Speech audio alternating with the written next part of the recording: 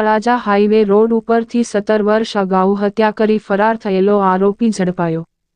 આ ખુખાર આરોપીઓ ઝડપી પાડવા અને બાતમી આપવા 10,000નું ઇનામ સરકાર દ્વારા જાહેર કરવામાં આવ્યું હતું। રાજુલામાં 17 વર્ષ અગાઉ હત્યા કરી ખુખાર ફરાર આરોપીને દબોચી લીધો।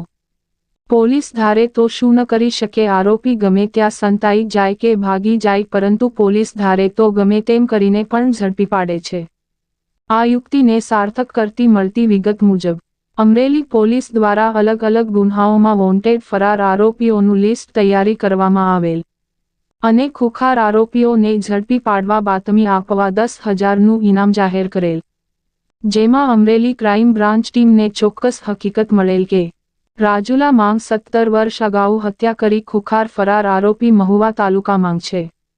પીઆઈ એમ પટેલ અને ટીમ દ્વારા તપાસ હાથ ધરાઈ હતી અને ટીમ મળેલ બાતમીના આધારે બગદાણા રોડથી લોંગડી ગામે પહોંચી હતી અને 17 વર્ષથી હત્યા કરી ફરાર થયેલ આરોપીને તળાજા મહુવા રોડ ઉપર આવેલ લોંગડી ગામ નજીકથી આ ખુખાર આરોપીને દબોચી લીધો હતો।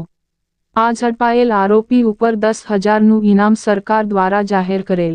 આરોપીનું નામ મનુ ઉર્ફ મનો વેલજીભાઈ ઉર્ફ વેલાભાઈ સોલંકી, ઉંમર વર્ષ 57, રહે મૂળ ધુડિયા આગરિયા તાલુકો રાજુલા ને ઝડપી પાડે રાજુલા લઈ જઈ વધુ તપાસ હાથ ધરાઈ હતી।